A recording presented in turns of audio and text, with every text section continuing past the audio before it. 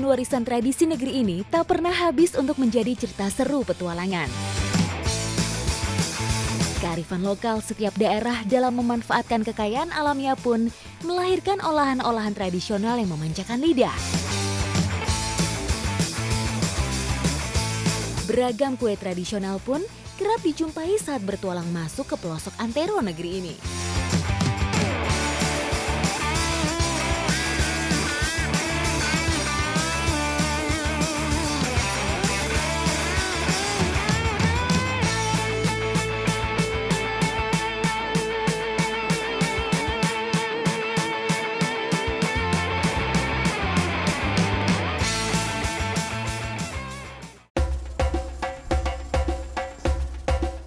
Petualangan kali ini dimulai di Naibonat, Kupang Timur. Daerah ini menyimpan satu tumbuhan unik yang bisa dimanfaatkan sebagai camilan tradisional masyarakat setempat. Letak desa yang tidak jauh dari pantai menjadi titik sempurna pertumbuhan putak. Dan ini dia bahan utama yang akan kita pakai untuk pembuatan putak, yaitu pohon putak. Dan kalau dilihat dari pohonnya ini ngingetin saya seperti pohon lontar, hanya dia ukurannya jauh lebih besar dan juga lebih tinggi. Memang sepintas mirip lontar dan sagu, namun pohon gewang atau gebang berbeda genus dengan keduanya. Ini pohonnya tebal banget, jadi harus benar-benar dikapaknya penuh tenaga dan juga butuh waktu yang cukup lama. Biasanya Bapak potong ini bisa sampai 1 jam katanya. Tidak kena sasaran, Pak.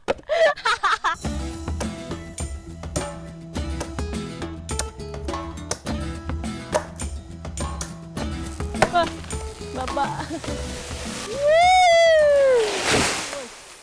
Langsung bergetar. Saking besarnya. Sampai ada getarannya. Pohon putak punya kemampuan hidup tinggi karena punya akar yang kuat mencengkram tanah. Ketahanan dan kandungan karbohidratnya inilah yang menjadikan putak sebagai alternatif makanan pokok masyarakat Naibonat ketika musim paceklik. Satu pohon putak mampu menghasilkan lebih dari 6 kuintal potongan putak. Habis ngambil putak, ini kita harus nariknya masih pakai alat tradisional, namanya kalau di sini tarik putak. Dengan cara ini, masyarakat lebih mudah membawa bongkahan putak untuk persediaan.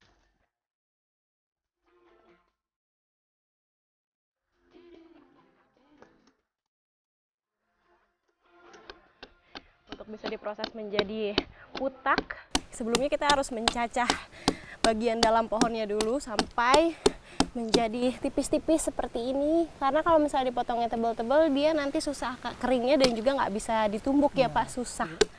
Lama Jadi tumbuhnya. harus lama sekali, jadi harus ambil tipis-tipis. Ini cepat tumbuhnya, cepat keringnya juga. Jemur di kurang lebih 3 hari atau 4 hari.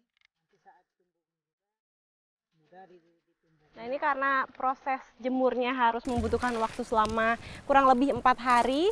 Untungnya Bapak punya stok yang sudah dijemur selama 4 hari ya Pak? Iya. Udah 4 hari apa 5 hari ini Pak? Ini kurang lebih 4 hari dah. Oh, ini kurang lebih 4 hari menjadi seperti ini untuk mendapatkan hasil tepung yang baik. Karena kalau misalnya nggak dijemur, nanti dia hasilnya tidak akan menjadi tepung, bahkan bisa jadinya lembek dan juga berjamur. Jadinya nggak bagus, harus pakainya yang sudah kering seperti ini.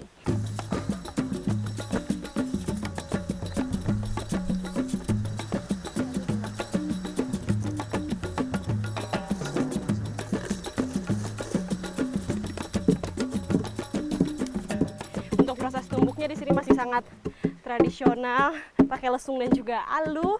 Kalau Bapak biasanya sendiri itu membutuhkan waktu sekitar 20 menit untuk mendapatkan bubuk yang halus. Kalau berdua ya sekitar 15 menit lah ya Pak ya. Meski sederhana, proses pengolahan putak cukup panjang. Proses selanjutnya hampir sama dengan pembuatan tepung palma lain. Hati-hati ya, Bu. Apa namanya? Ini ada yang lebih menarik lagi di sini. Jadi proses untuk ayak yang tadi sudah ditumbuk tapi kasar itu dimasukin ke dalam kain seperti ini, lalu kita goyang-goyang di dalam baskom supaya tuh, ini asap-asapnya yang akan menjadi tepung halusnya. Untuk membentuk pati, serbuk halusnya kemudian dicampur air. Nggak usah.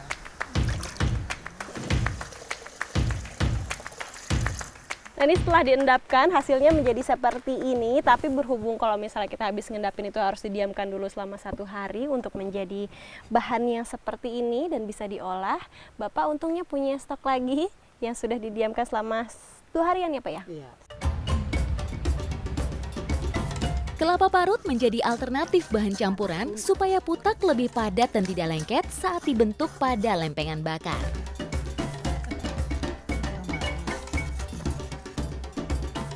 Ini kalau dari cara masaknya pun sangat unik. Jadi memang menggunakan kalau di sini tuh babilan alat masaknya seperti lempengan dari tanah liat. Jadi memang awalnya tuh dipanasin dulu sampai benar-benar panas, baru jadinya dituang ke situ baru dibakar.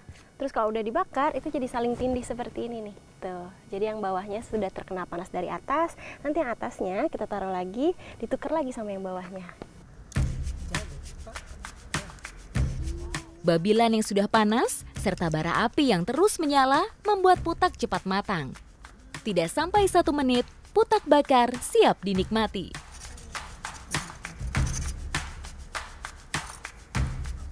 Saya cobain ya Pak. Iya. Sesuai dengan aromanya yang tadi pas dibakar itu, keluar udah menggugah selera, pas dicobain. Ini rasanya enak banget Pak. Ini ngingetin saya sama yang namanya kue rangi. Kalau di Jawa tuh ada namanya kue rangi. Bapak pernah nyobain tidak? Saya belum. Belum pernah nyobain. Ini sama banget rasanya. Tapi ini jauh lebih manis dan lebih kenyal.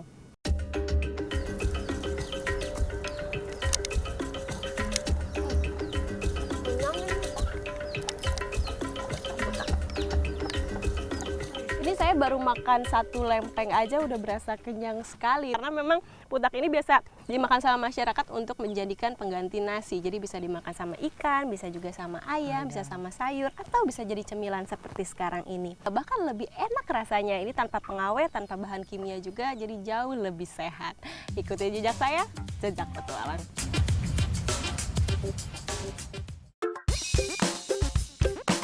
Petualangan beralih ke wilayah Indonesia Tengah, tepatnya di Tarakan, Kalimantan Utara.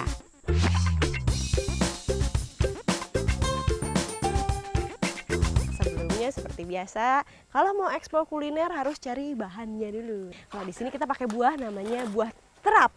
Bener Pak? Terap. Ikuti jejak saya, Jejak Petualang.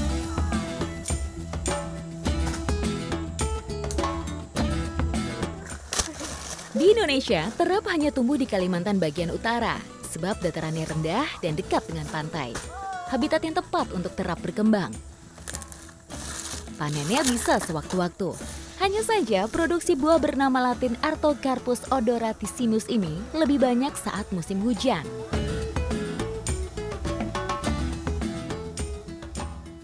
Aduh, kejedot.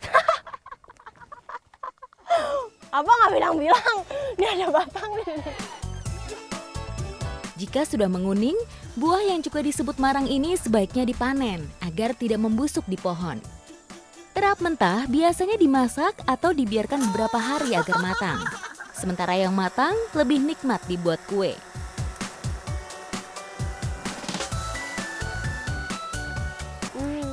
Nih setelah saya perhatikan dan saya lihat bentuknya itu mirip memang sama nangka, cuma bedanya kalau di sini kulitnya nih ketika dipegang dia agak empuk dan juga agak lebih sedikit panjang, kayak duri-duri gitu ya Bang ya.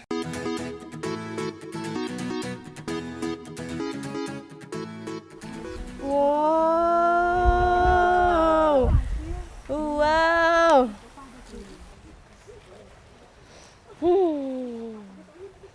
Harum Bu. Kalau dari bentuk sih ini mirip sama cempedak ya, cuma bedanya kalau cempedak itu jauh lebih kuning warnanya, kalau ini cenderung putih. Bentuknya kecil-kecil, kalau dari tekstur rasanya saya belum tahu. Bu, saya makan ya Bu.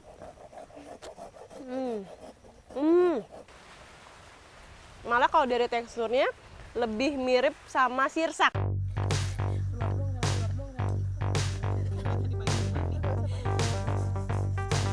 Tekstur buah terap yang lembut mudah untuk dihaluskan. Nggak apa-apa ya. Nah, kita hari ini mau bikin olahan kue namanya kampol. Jadi memang kue khas dari Tarakan. Sebenarnya tadi terapnya itu untuk dijadikan topping. Nah, bahan untuk olahan itu kita pakai tepung sagu dan juga kelapa. Nanti akan dicampur jadi satu. Nah, fungsi kelapa sendiri ini sebenarnya untuk nanti lebih gampang dibentuk ya, Bu. Merekat. Iya, lebih merekat, biar keras juga ya, Bu.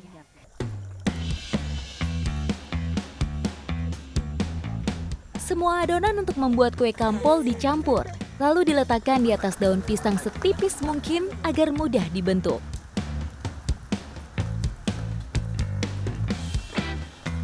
Ini yang saya bilang terapnya dijadikan topping, jadi pada saat setengah matang olahannya langsung kita olesin bagian atasnya pakai terap yang tadi sudah halus.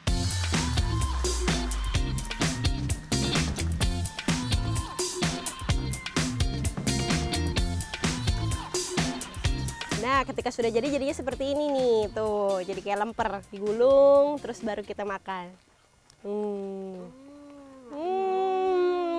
Saya belum ngomong, ibu udah ngomong, enaknya. Jadi emang ini rasanya enak banget. Aduh, saya udah nggak bisa berkata-kata lagi, ini rasanya enak banget, manis. Terus ditambah lapisannya itu kan gurih. Ketika digigit, sempurna banget. Semua rasa berkumpul menjadi satu, manis, gurih.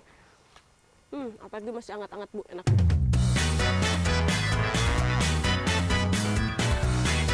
Kampol merupakan kue tradisional suku Tidung.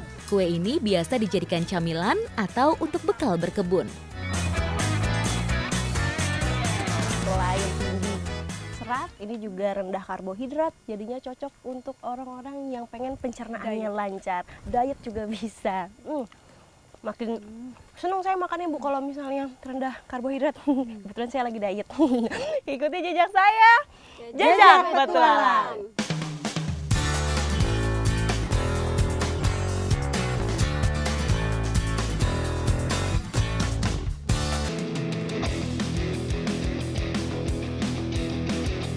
Borani menyimpan potensi alam.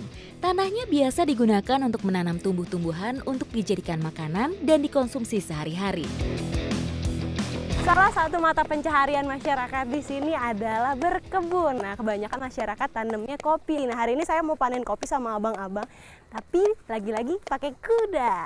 Asik. Ayo, Bang, jalan lagi. Di Borani, hamparan kebun kopi sangatlah luas. Jenis kopi yang tumbuh subur, kopi Arabica, yang khas dengan rasanya yang unik di lidah. Bismillahirrahmanirrahim. Maaf ya, Bang. Ya. Nah, ini sekarang saya sudah sampai di kebun kopinya, tapi saya belum tahu nih yang udah bisa dipanen sebelah mana. Yang sana ya, Bang? Ya, Atau ya, sana? sana. Oh, sana. Oke. Flores terkenal sebagai salah satu daerah penghasil biji kopi. Biji kopi Arabica bernama latin Coffea arabica ini favoritnya masyarakat Kecamatan Bajawa. Faktanya, biji kopi Arabica merupakan kopi jenis pertama yang ditemukan dan dibudidayakan manusia hingga saat ini.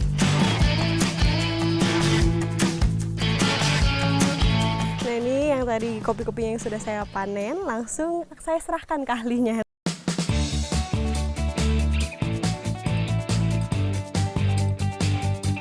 Banyak inovasi yang dihasilkan masyarakat Borani dalam mengolah bubuk kopi, salah satunya onde-onde.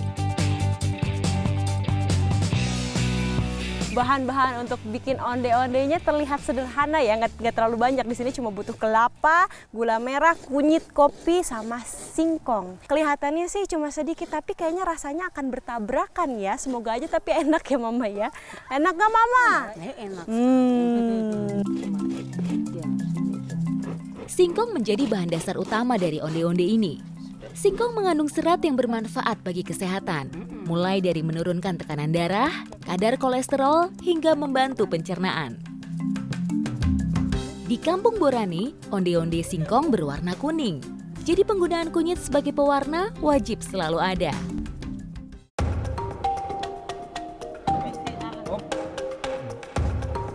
Pupuk kopi menjadi isi dari onde-onde ini. Tidak perlu cetakan khusus untuk membuatnya. Hanya dengan kepalan tangan, onde-onde siap dimasak.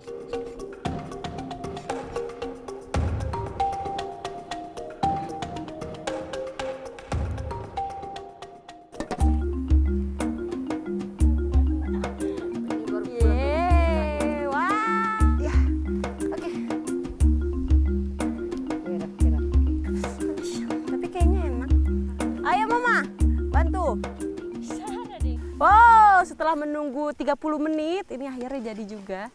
Bentuknya, warnanya tuh cantik banget. Lengket, tapi ini mirip-mirip sama apem, tapi nggak tahu sih rasanya seperti apem apa tidak.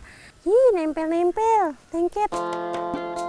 Satu adonan singkong ternyata bisa menghasilkan 10 hingga 15 onde-onde. Akan lebih enak jika disantap dalam keadaan masih hangat. Saya pun tak sabar untuk mencicipinya. Oh, ini nanti untuk ditabur. Onde-onde gula kopi. Nah, ini yang sudah jadi. Tadi yang udah dicampurin sama kopi. Biasanya kalau di sini dimakannya pakai topping. Toppingnya ada kelapa dan juga kayu manis. Jadi ditaburin ya Mama ya. Kita tabur lalu kita makan. Ya. Adik ambil. Ayo Mama. Boleh lengket ya. Ayo Mama makan 1, 2, 3.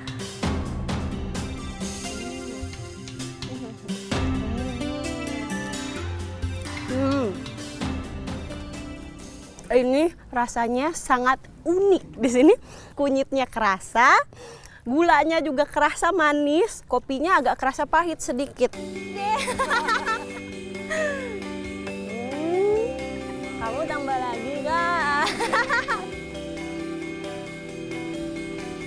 Lezat, enak, juga nikmat, mengenyangkan. Ikuti jejak saya, Jajak Petualang.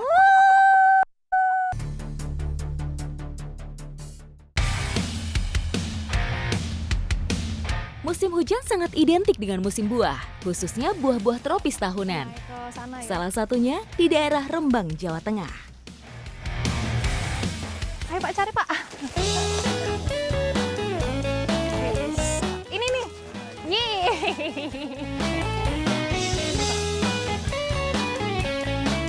Enak ya tinggal di desa gini, mau makan buah tinggal ngambil dari kebun ya Pak ya. Lagi musim apa tinggal ambil gitu ya. Ukuran durian lokal Terjan memang tidak sebesar durian-durian hasil persilangan. Cita rasa durian Terjan baru terasa kuat jika sudah jatuh selama beberapa hari.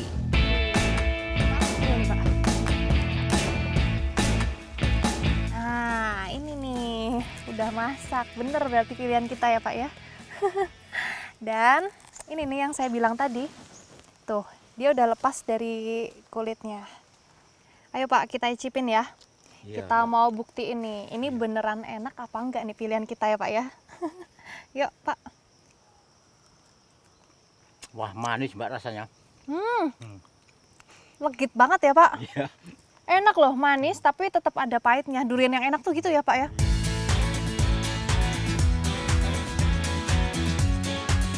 Selain bisa dimakan langsung, durian di sini tuh biasanya diolah jadi makanan yang enak ya Pak ya. Enak. Oke, yuk kita olah. Ikuti jejak saya, Jajak Petualang.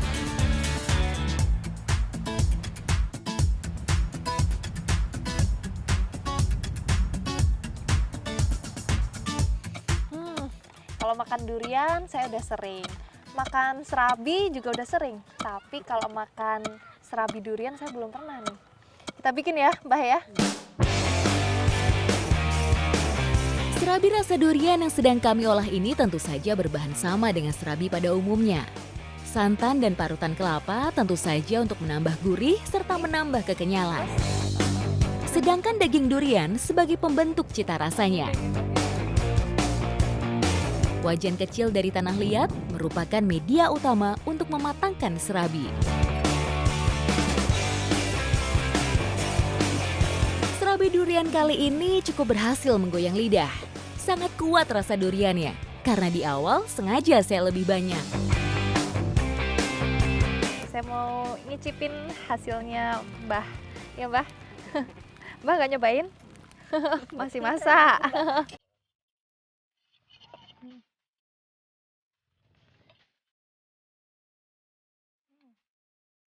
Meskipun rasa durian enak, tapi tetap hati-hati nih. Kita nggak boleh makan kebanyakan. Nanti bisa darah tinggi nggak Mbak? Ikuti jejak saya, Jajak Petualang.